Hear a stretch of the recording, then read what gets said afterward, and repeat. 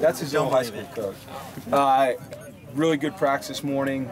Yesterday what we decided to do is we came out and we did just a little bit of work and then got him out of here.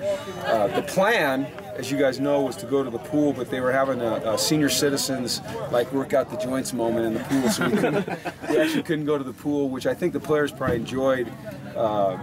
They got to go back to their rooms and rest for a while. Then last night we went and saw Denzel's movie that comes out in September, The Equalizer. One of the best movies I've ever seen. Okay, unbelievable movie.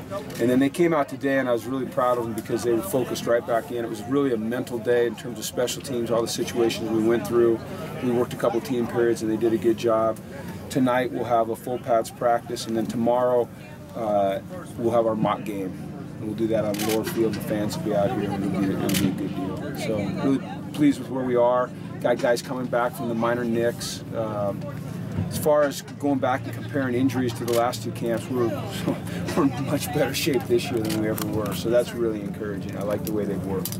So everything's good. How's everything with Devin, Lucian? Good.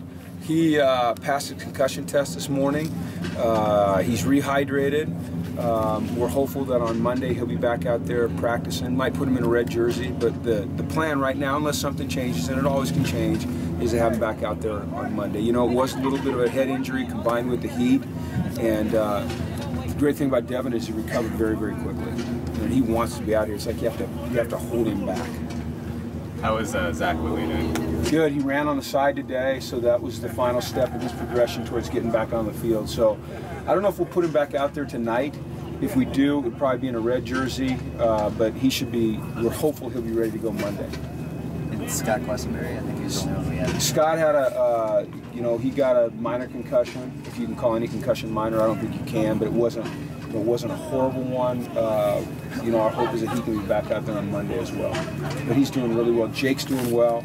Jake's walking almost without a limp. You know, he's over on the bike. He's doing all of those things. So, everything's real positive. Simon's surgery went well, and he's on the road to recovery. So it's very encouraging right now. Very encouraging. Alex Redmond, more just an emergency thing for him. Yeah. Well, when Jake's down and then Quiz is down and then Carl, he's still recovering. We slid Alex in there, and he's done a nice job. I think he's only had one poor snap, and he looks very natural, and he's making the calls. And I think it kind of forced him out of his comfort zone, forced him to learn how to make calls, and I think it'll end up helping him when he moves back to guard. He'll have a broader perspective on his position. So I think it's a positive. That punter spot, Adam Searle's taking a lot of reps at punter. Is that an open competition right now? Yeah, Adam looks good.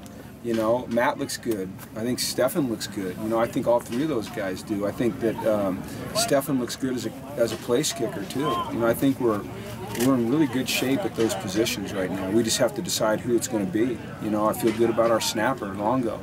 So it was a real unknown. I was very concerned coming into camp, but after watching them here for the last week and a half, I feel like we're going to be in good shape there. But I was concerned, to say the least.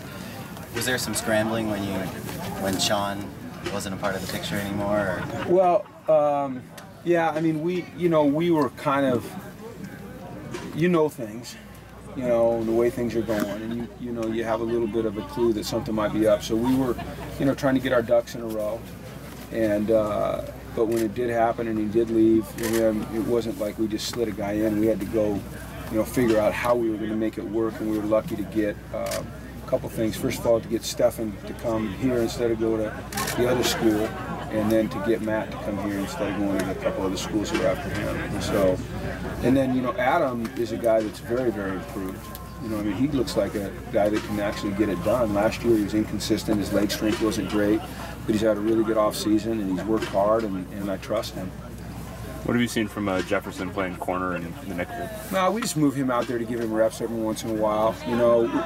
Our depth chart, I would just caution anybody to not read anything into the depth chart, really at any position. I mean, there's certain guys that we know and you guys know are going to be starters, but we try to move guys around and get some position versatility. So lately we've been working AJ out at corner a little bit. Jaleel was getting some work at safety today. Tahan did.